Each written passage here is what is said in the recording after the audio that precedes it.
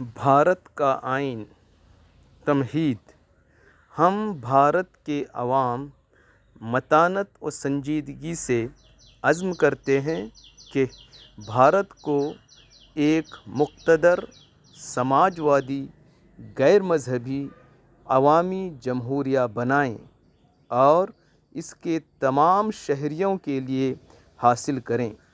انصاف، سماجی، معاشی اور سیاسی آزادی خیال، اظہار، عقیدہ، دین اور عبادت، مساوات باعتبار حیثیت اور موقع، اور ان سب میں اخوت کو ترقی دیں جس سے فرد کی عظمت اور قوم کے اتحاد اور سالمیت کا تیقن ہو۔